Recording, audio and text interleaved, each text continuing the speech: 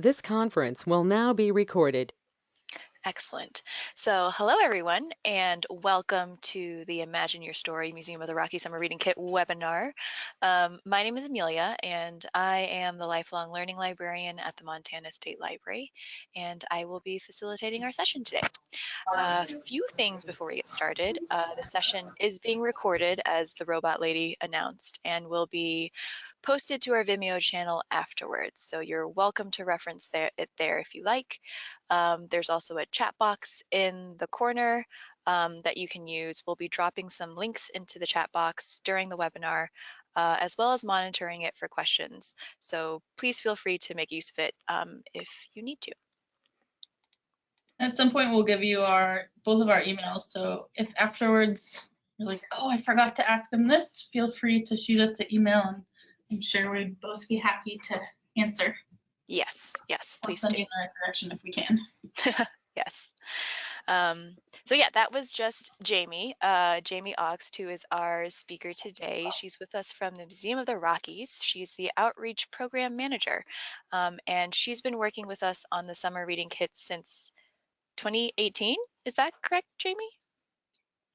From before, maybe? Last year was our first year, I think. Yeah, okay. I wasn't sure if that was my first year, but I wasn't sure if it was your first year. We've been working on Summer Reading Kit since 2013. We kind of hijacked. Oh, okay. Yep. But we can talk more about that when we hit that slide. Yeah, but it's been wonderful to work with Jamie, and we're super glad to have her with us on this webinar.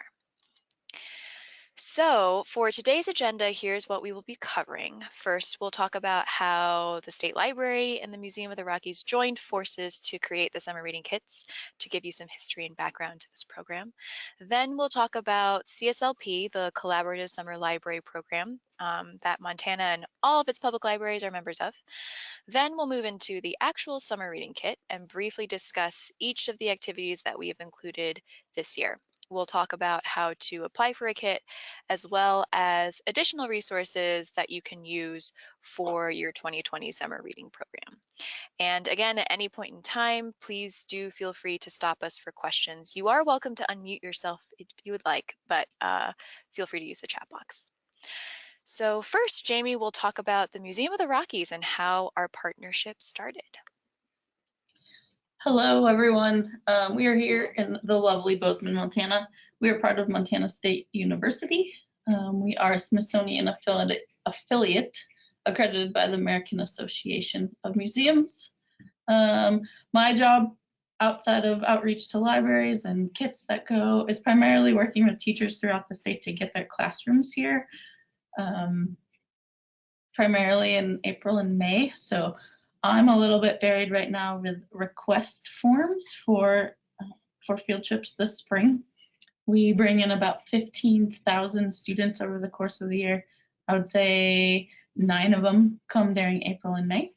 So part of why we want to get this done for you early, and it's essential for me too. Our permanent exhibits are Dinosaurs Under the Big Sky, Montana History, the seasonal living history farm, Enduring Peoples, and the Taylor Planetarium. And right now our changing exhibit is Reptiles, the Beautiful and Deadly. So we have all sorts of neat reptiles crawling around in their little habitats up there. Like I started to say earlier, we were contacted by the Stillwater Library in 2012. Is anyone from Stillwater out there today?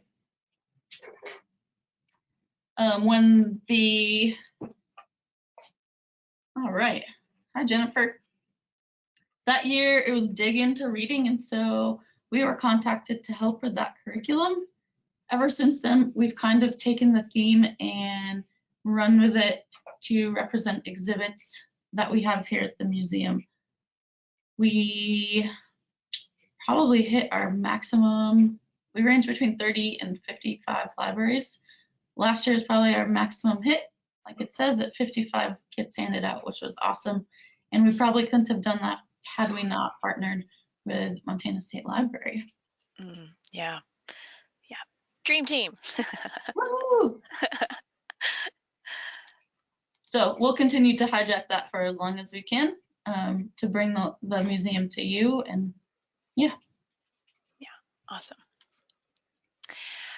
So next we'll talk a little bit about CSLP, the Collaborative Summer Library Program, and they are the ones who provide the theme each year for summer reading. So a little history about CSLP. They started back in 1987 in Minnesota, actually, when 10 libraries decided to come together and work together to create a summer library program. They chose a theme, they created artwork, made prizes, yada, yada. And then pretty soon, a lot of other libraries wanted to join in. And then it kind of snowballed into CSLP as we know it to get today. And I went to my first CSLP meeting back in September, and it was really cool to meet everybody from all 50 states and the American territories. So CSLP has really, really grown, and it's really cool. Montana's been a member since 2000, and the membership is coordinated through the state library, but it's actually paid for through the Montana Library Association. So thank you, MLA, for your continued sponsorship. But as a member state, all public libraries in Montana have access to CSLP materials. So that includes the manuals, of course, with the activity and programming ideas. It includes the artwork, which all of the images that you see on the PowerPoint today are pieces of art from the 2020 summer reading theme. And you also have the opportunity to serve on any CSLP board or committee.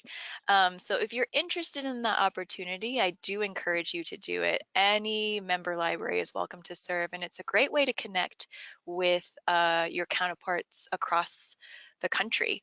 So if you're looking to get involved on a more national stage and you're passionate about summer reading, feel free to let me know, and I can connect you with a committee that might interest you. One thing to note about CSLP, last year CSLP actually changed their internal structure. So they used to have a partnership with Demco, which I'm sure you all know, and they went through Demco for all their products and artwork and material creations. And so they've actually ended that partnership with Demco, and that's given them much more flexibility in terms of product creation and also copyright. So now, previously for all of the artwork, it was you were able to use it, but in sort of limited contexts, and you had to take it down each year. And now with any of the artwork starting from 2019, you can use it to create any summer reading materials that you want. So you can take all of these images that you're going to see in this presentation, slap it on a bookmark, slap it on whatever you want, and print out whatever you need. So to access the artwork, you just have to go to the CSLP website and download it from where you got the manuals. And there are all these beautiful images like the little bear that you see here. So yeah, that's a little bit about CSLP and Montana. So next we're going to talk about the summer reading kit itself and the contents for 2020. So there are 4 activities total, and we'll briefly describe each one and how to facilitate it. And then, like I said, we'll go over some supplemental materials that you all can use with not just the summer reading kit, but with the summer reading program activities that you might be planning for your library in general. And again, at any point, if you have questions, please feel free to let us know. So the first activity is called Create a Star Story, and this would be a great activity for all ages, for both young kids and slightly older kids. So for this activity, participants will be creating their own constellations using paper tower rolls, construction paper, and tape. And so depending on your age group, you can have kids create their own constellation design and also create the backstory for the constellation, or you can use one of the constellation templates that are included in the activity. And those templates you can see are up in this corner here, and you can just tape them on. So you take the constellation, you tape it on top of the tube that you have, and then you punch holes into the layers of paper. It works best, you can do it with just taping the the constellation template on top, but it does work best if you have like a piece of black construction paper to back it. And then you can look through it and see the constellation that you've created. As you can see from this picture here, I did not have a paper towel tube or black construction paper. I did have tape though. So I just used an old poster and then an old piece of scrap paper, and that also worked just fine. So you can either start to save your paper towel rolls now if you would like, or it's also totally fine to just use a rolled up piece of paper, and that was fine for me. I used T-pins to punch my holes, and that made it a lot easier, but you know, you can use a safety pin, a paper clip, whatever. And whatever works for you. So for the kids who've created their own constellations, you can have them share the story behind their constellation and why they've chosen that figure to represent. And you can make this activity a lot longer as well by focusing more on the story creation and also going over examples of star stories that they probably already know, like Orion or Cassiopeia or the Cowherd and Weaver Girl, and any other sorts of famous mythology stories about that. So I would encourage you, if you are looking for star stories to use with this, to maybe venture outside of the typical Greco-Roman tradition for constellation stories. There's actually a ton of American Indian star stories that are great to use.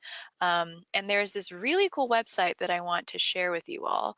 So let me actually go ahead and drop the link to that in the chat box. And I'll bring this over into the screen sharer.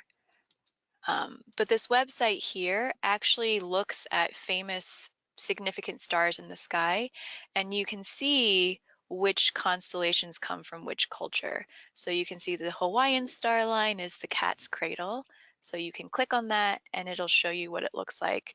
And so you can explore the different figures and mythological figures from different cultures. So this is just a cool website to explore and look through if you're interested in that kind of thing.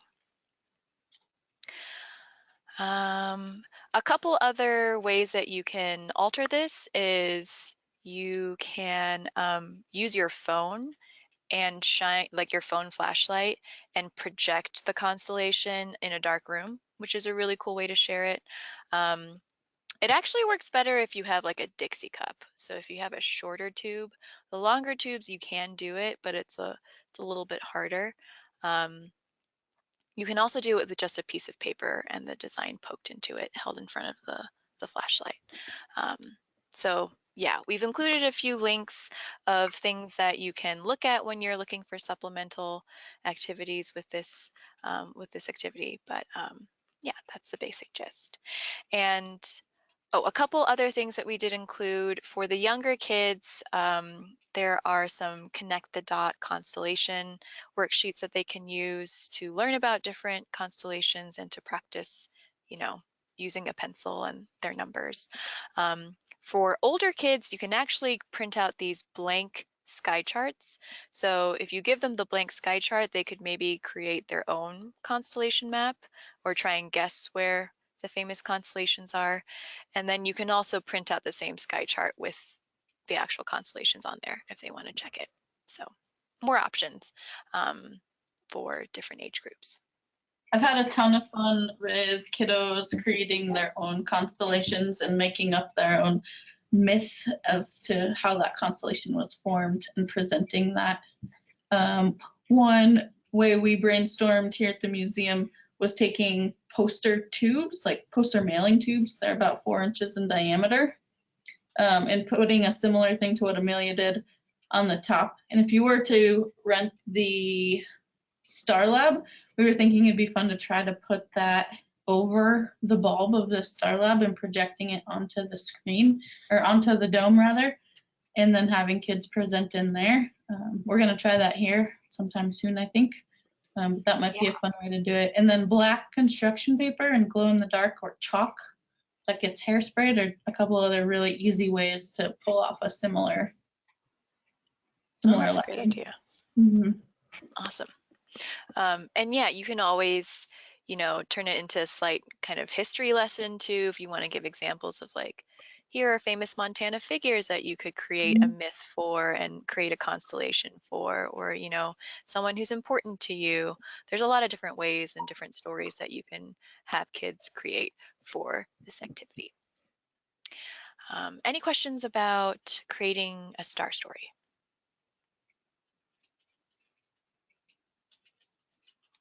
Oh, I just realized I didn't send the link to. I dropped that in the chat box now, um, where you can see the different stars from different cultures.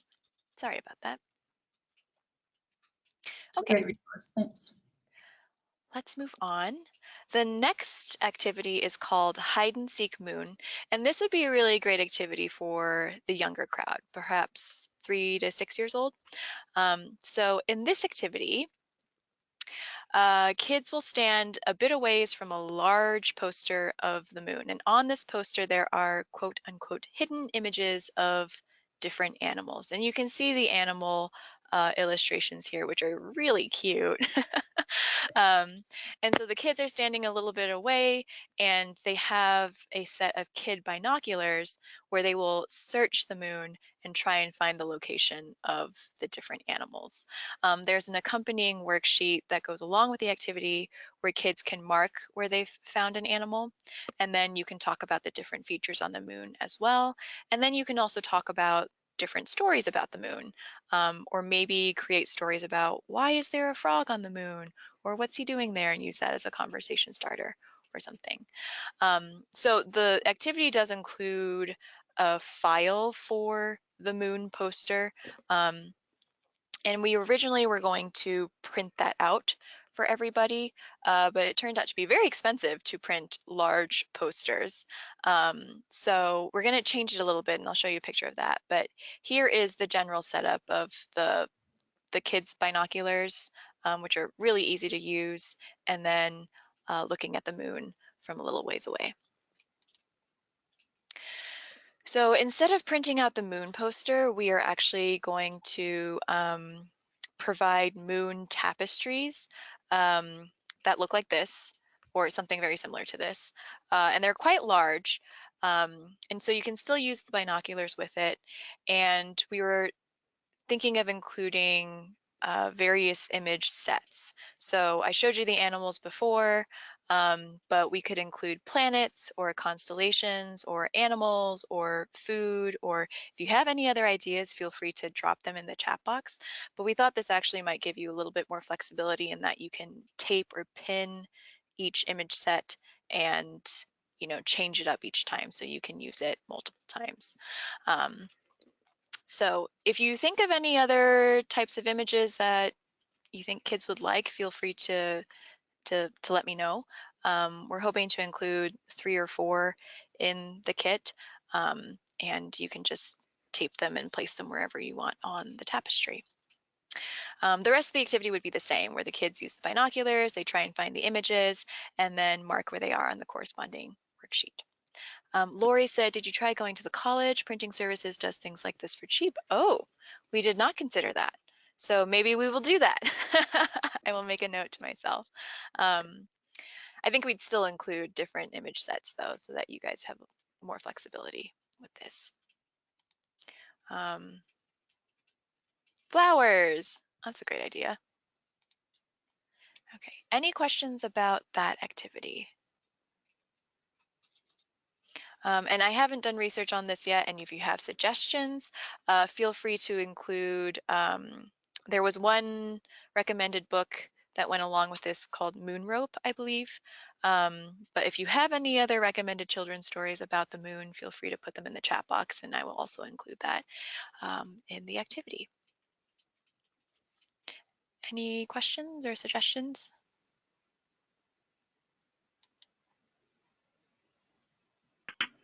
Nope.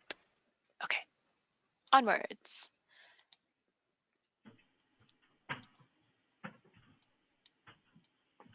Sorry, I was on mute there for a second. So the third activity would look at our state dinosaur, the Maiasaura. It's a really cool story of a lady named Marion Brandvold who was hiking around her property up by Choteau, Montana. She came across some very, very tiny bones and took them to Jack Horner and said, "What are these?" Jack Horner took a scientist back there, and it turns out what is now called Egg Mountain was one of the first ever discovered bone beds that included embryo dinosaurs.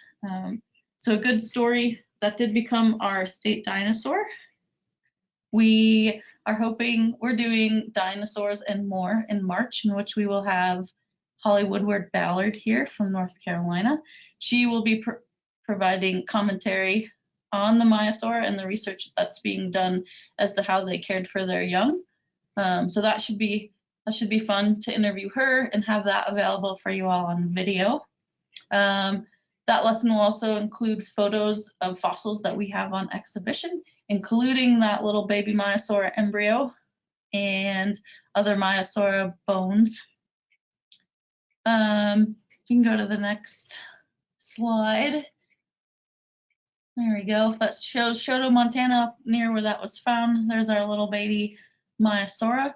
One of the activities in this lesson asks kids to look at how big a Maiasaura nest is. So there's a little picture of that there. They're about 7 feet wide, 7 feet in diameter.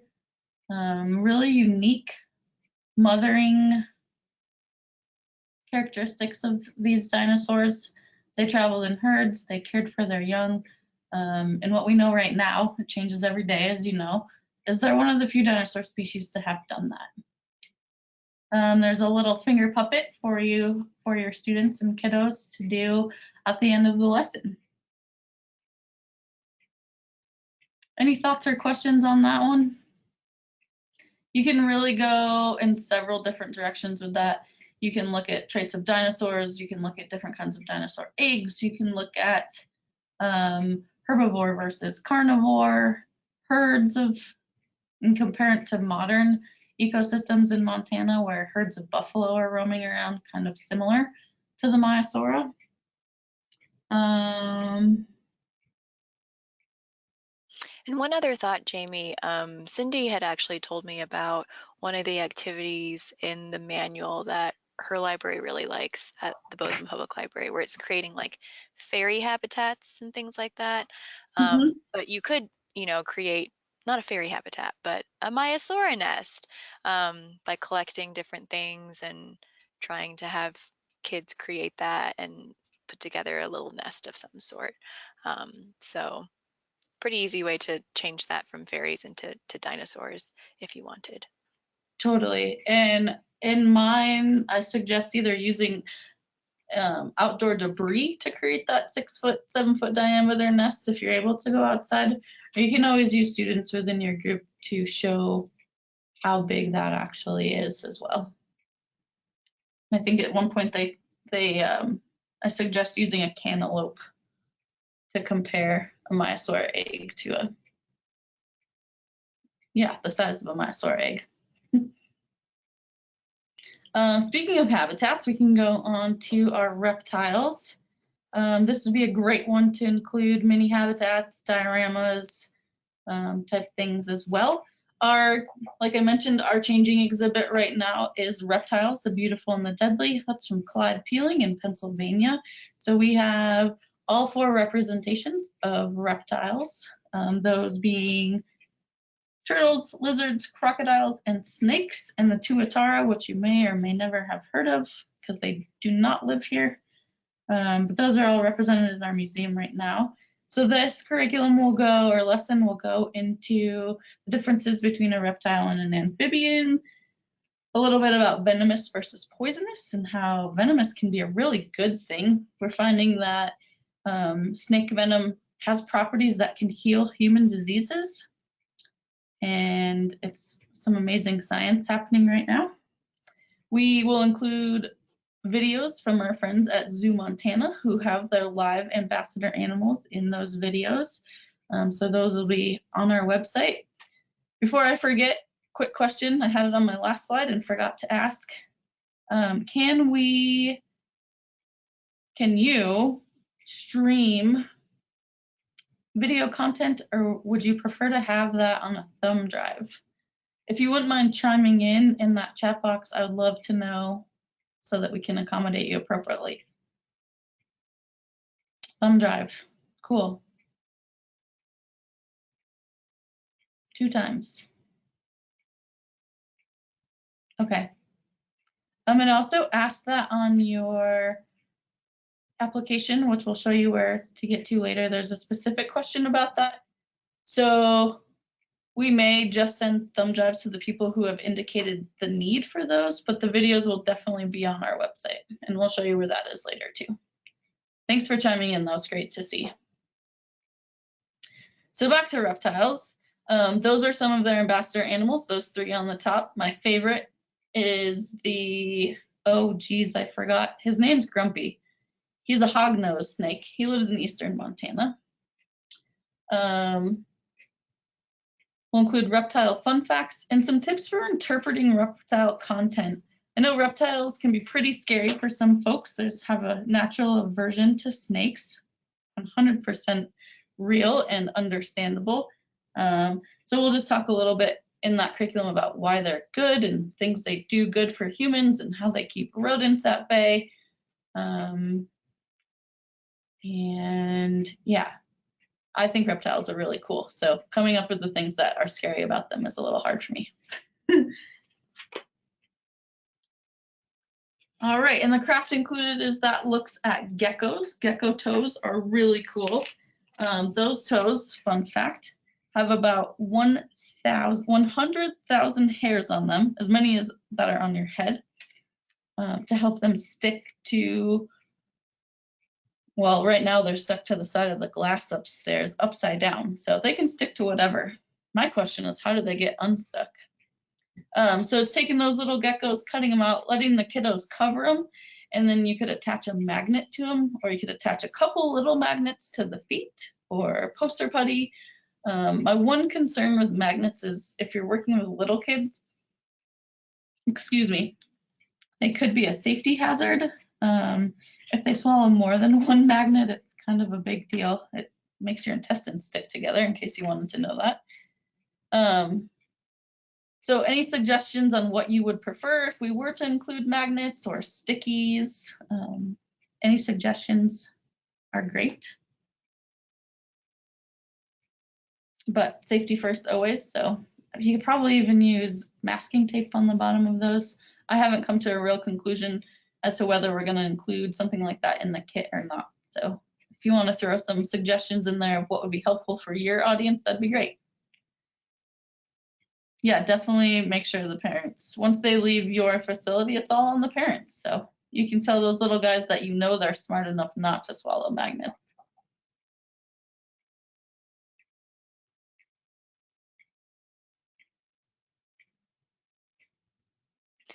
Okay, any questions about the activities that we just went over?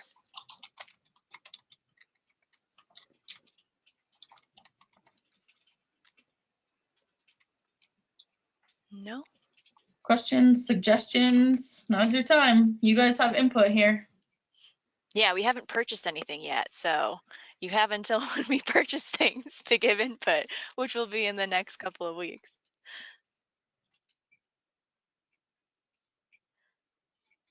Going Okay. once, going twice. All right. Well, let's move on for now. Let's talk about how you actually apply for a kit. So the application deadline is open, and the application is open, and the deadline to apply for a kit is Friday, February 28th. So you can apply through the Museum of the Rockies webpage, and let me actually go ahead and just drop that link into the chat box right now. So on this webpage, if you scroll down, there will be a button that says application form or view form. And you can submit your application there. We are asking a few questions, of course, like your library name, contact information, and things like that. But we also will ask about your preference for receiving your kit. We are hoping to deliver most of the kits at the MLA conference in Missoula in April. This is the option that we prefer because then we can save on postage and spend more of our budget on creating kits to accommodate more applications. The second option is receiving your kit through the library courier, which is only available to libraries who are on the courier. And then the third option is to have it delivered to your physical address via FedEx. So, you know, feel free to select whatever works for your library, of course, but just make sure you think about that before you fill out the application, because we will be asking about that. We are going to notify people by March 8th as to whether or not you are receiving a kit. And yeah, the application is open and live, so feel free to start submitting if you want. Additionally, if you are planning on coming to MLA and you receive a kit, Jamie and I will be hosting a summer reading kit unboxing session. So we'll have your kits at MLA for you to pick up. It'll be in a box. And then we'll have an hour-and-a-half session where we all go through each activity together, figure out how to do it, how to facilitate it, and then brainstorm ideas on how we can change it to fit different audiences and different kinds of libraries, and what other ideas we can add to supplement each activity. So, you know, you're not required to come to that.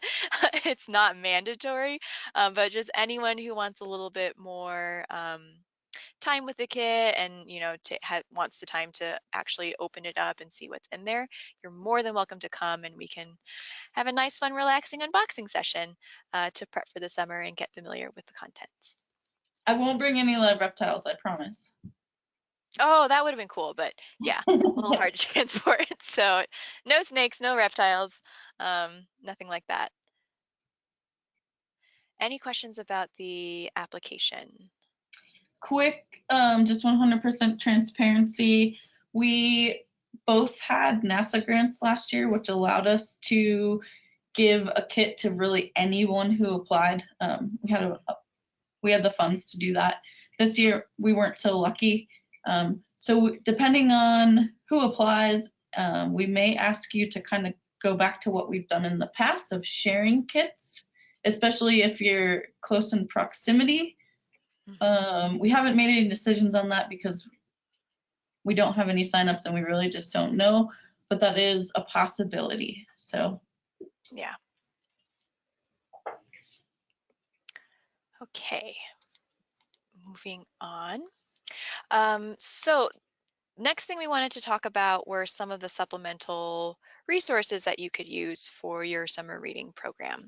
So the first one I wanted to mention was Humanities Montana, and I'm sure that many of you are familiar with this organization, but just in case you aren't, Humanities Montana offers great speakers and presenters that will come to your library and facilitate a discussion or a talk on a variety of topics. They have a ton of speakers in their catalog, which you can choose from. And they also have a few other programs that libraries can take advantage of. So it's $75 per session for a speaker, and the library has to provide the space and coordinate scheduling with the speaker. But it's very high quality, and there's a lot of vetting that goes on in the process of creating a presentation and a talk with Humanities Montana.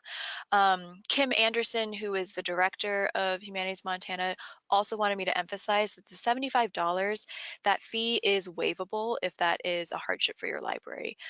So if you really want someone to come, but you're not sure if you're able to afford it, feel free to reach out to Kim, and she said that she'd be more than happy to waive that for libraries who want speakers to come.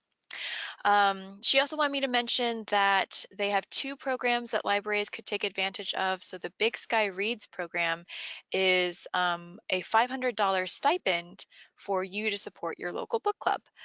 So you can use that money if you apply for it and get it. You can use it to bring in a speaker, get copies of books, help publicize your book club to the community, anything related to your book club activities. The Big Sky Reads program is able to be used for. The website for them, there is a question about that. Let me grab that and drop it into the chat box. It's just humanitiesmontana.org. And you'll have to view the programs to see the different options. So the speaker programs are the Montana Conversations, the Speakers in Schools, Informed Citizen, Think and Drink. And then they have a separate section for the Big Sky Reads. And then they also have the Montana Center for the Book Prize. And this is an annual award that Humanities Montana gives out to, they recognize up to 5 programs for excellent work promoting literacy and literature in Montana. So you can apply for this. Winners receive $1,000 and fame eternal. So make sure to apply if your library has a program that fits the bill. And then just as a sneak peek, here are some of the Humanities Montana topics that are kind of related to the CSLP theme of Imagine Your Story. There are, of course, many others to browse through, but here are just a few. So there's storytelling in public lands, 600 generations, Indigenous archaeology, Song of the Dawn Priests, Montana Native American literatures, Absoluca, respect, enrollment, and contemporary education, Untold Stories of Montana Minorities. They have 2 poet laureates there, Mandy Smoker Broadus and Melissa Kwasny, and then much, much more. So these are just a handful of them. They have a lot that you can look through, and I do encourage you to browse their catalog. Another resource that you can use are storytelling podcasts. So obviously these are not things that we have created. These are podcasts that are out and thriving in the world. But there's a bunch of free storytelling podcasts out there for all ages. We're highlighting a few here, but there are many more. So if you have others that you'd like to suggest, feel free to drop that in the chat box or let me know afterwards. You can see we split it up into 4 children and then 4 adults. So the 4 children list is actually from this article that I've linked here, from medium.com. And it's from these 2 podcast producers who make a podcast for young children. And this is the list of favorite podcasts from their own child. So this list is great. It has a short description of each podcast, the kind of energy level, the topics that they cover, and which ones might be appropriate for what age groups. With all of these, I do encourage you to listen to them first, of course, before you recommend them to see if they're fit for the parent or the family who's asking. Some of them I think might be more suitable for families to listen at home as opposed to listening in the library during an activity. One of them that might be really good though for in the library is Circle Round. So they do retellings of classic fairy tales, really high production, and a variety of stories to choose from. And that might be a great supplement to a story time that you're doing. In the for adults section, I listed This American Life, which of course has stories from all kinds of people, personal narratives and personal things that people are sharing. And then I also listed Hello from the Magic Tavern, which is a personal favorite of mine. It's an improv comedy podcast where the overarching premise is that this dude named Arnie has fallen through an interdimensional rift behind a Burger King, and he's now in the magical land of Foon. And so he has a slight Wi-Fi signal through the portal, and so every week he hosts a podcast and interviews people, creatures, and things from the land of Foon. It's quite funny. It's very much for adults. There's a lot of obscenity in it, but it's really fun, and I think fits well with this theme of storytelling and improv. So if you have any other recommendations of things you'd like to share, please do let me know, but these might be some good ones to start with. Another resource I want to talk about are the Star Story collections from OPI Indian Education for All. So OPI has released 2 collections, one focused on Blackfeet astronomy and one focused on Crow astronomy. And each collection has a variety of star stories as well as accompanying lesson plans and activities to do with them. So even if you don't use the lesson plans, the stories themselves would be great to use during story time or during the Create a Star Story activity. And they also have a YouTube channel that has a storyteller going through each story. So I've linked the PDFs to these collections in this slide, and I'm actually going to go ahead and grab the PDF link and put it in the chat box as well. But these are freely available to use and they're really cool, so I do encourage you to check them out. And then lastly, I wanted to, oh, sorry, I forgot. Jamie, do you want to talk about Star Lab? As you may or may not know, we have 2 analog star labs. It's that giant dome that you can see. It fits about 25 kids. It requires about a 10, probably a 12 by 12 foot space, so gyms are perfect. Any social area in your library would be perfect. It comes with cylinders that project an image onto the dome. You can do basic constellations. There is one in there that goes really well with those OPI star stories, called Native American constellations. And like I said earlier, a 4-inch diameter poster mailing tube, if you were able to cut those down a little bit, could also go over there, so you could project student images in that as well, if that was feasible for you all. Those do travel around the state all summer, all year, and if you need to sign up for one, do sign up in advance because they get swiped up pretty quick. Yes, and Lori said that it's 10 feet high by 19 feet wide, so quite 19. large, but very Wow. fun. Great. And of course, we have a planetarium here, if you didn't know. Yeah. And I did put the Star Lab webpage from the Museum of the Rockies website in the chat box, so you can look there for information on what's in it and how to reserve it. And there's heaps of curriculum on the Star Lab website that you can modify and change based on your needs. Yep. Ooh, Jamie, this is you too. Okay, so like I mentioned earlier with the reptiles, we do have, oh, I was reading your, sorry, I got distracted by Lori's comment. We are working with Zoo Montana this summer. They will be here every Friday beginning in June.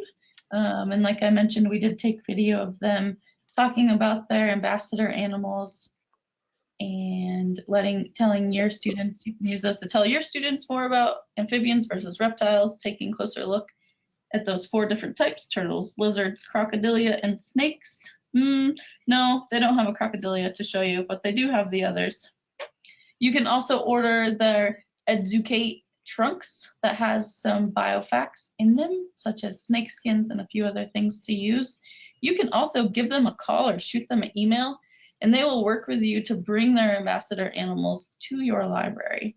It really depends on the mileage they need to travel as to how much that costs, and if they can just spend a day or if they can add some other libraries on the way.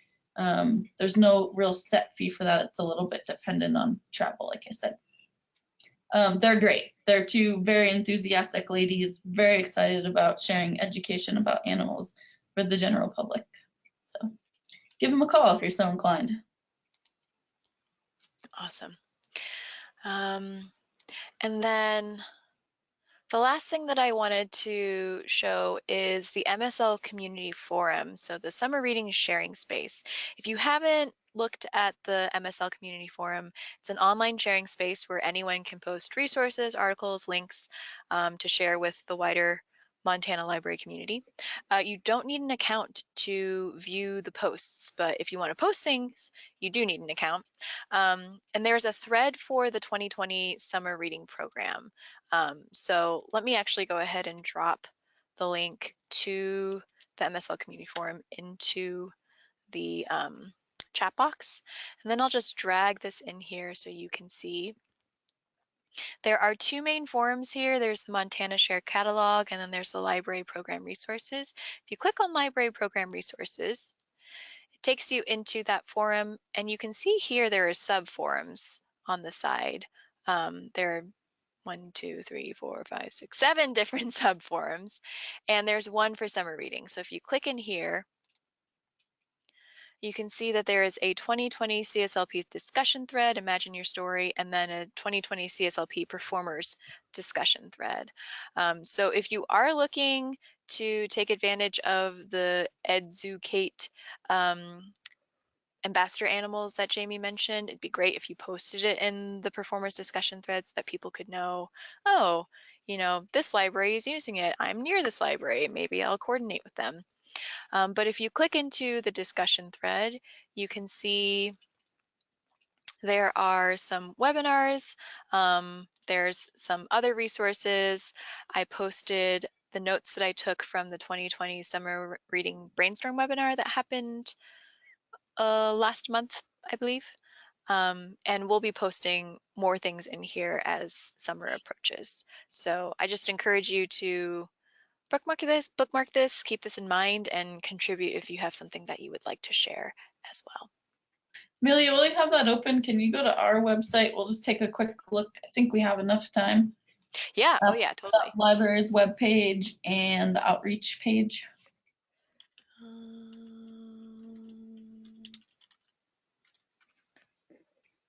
Oops, I should look up Museum of the Rockies.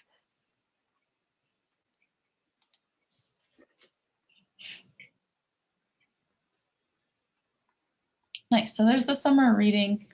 And if you're navigating to there, it's under the education tab up on top. And there under libraries. Yep, you got it. And so we'll have, yeah, everything you need up there in addition to getting it to you in real form. The other one also under education is that schools and educators, not specific to schools and educators, obviously, classroom resources. Oops. You can get to it by on the left here too, the classroom resources. Classroom resources. Yeah, you just click that one. So this gives a good list of everything that we have. The paleontology kits may go well with the Mama Myasora lesson. There is a moon kit. It's a little bit higher end not in quality, but higher end that it's for older audiences. Some of those Yellowstone kits, the forest and prairie ecosystems and wetlands, do have some examples of amphibians and reptiles. And then of course at the bottom is the Star Lab. And then to reserve those, we kind of trick you a little bit. You go back to the top, and that reserve an outreach kit in blue is going to take you to that request form. Oops.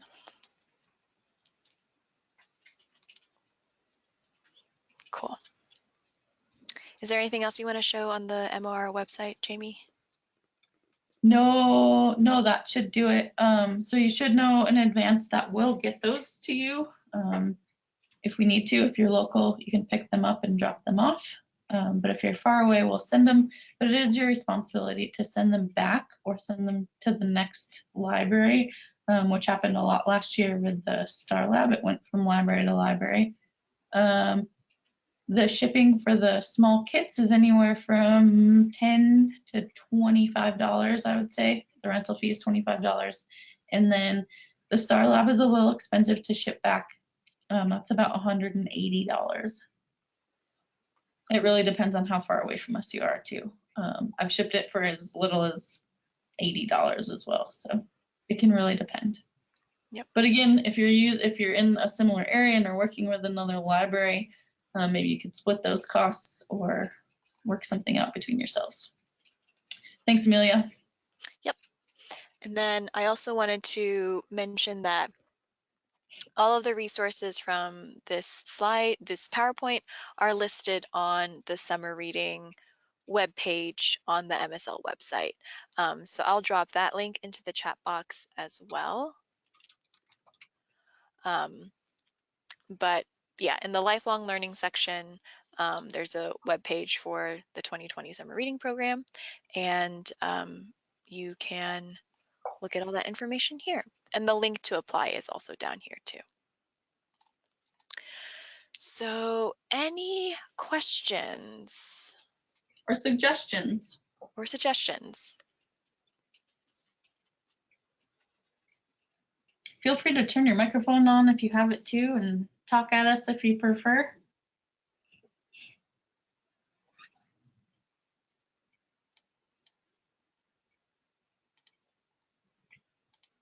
Do you feel like these lessons will be usable for your audiences? Do you feel like you'll be able to take advantage of them? Are they audience appropriate? Great, thanks, Shannon. Shannon says yes. Yay.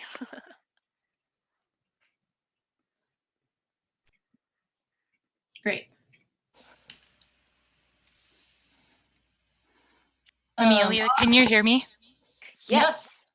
The Smithsonian out of Washington, D.C., Mm-hmm. they have a traveling kit. And this summer's traveling kit is folklore. Oh, okay. I will have to look into that. And have you used one of their kits before, Lori? No, we applied for it this year, though. Oh, okay. All right. I'll look into that and see. Thanks. Awesome. So when we started, a little backstory, brainstorming this back in October, November, we really wanted to make this kind of Montana centric too. So most of these lessons you can tie are very place-based. You can tie them back to something in Montana, whether it's local reptiles or reptiles of the past, aka dinosaurs, Native Americans. I mean, the moon is local to us all in a way. So Only that was Montana's. really, yeah. So that was really our idea with this curriculum, and of course the museum always strives to relate it to our exhibit content. So, Mhm. so yay, place-based learning.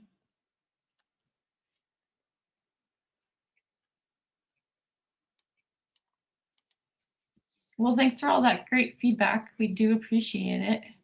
Yes, and if you think of anything else, please do let us know. We are more than open to including other ideas, suggested changes, or anything like that. So please reach out to both Jamie and me and let us know if you have further thoughts.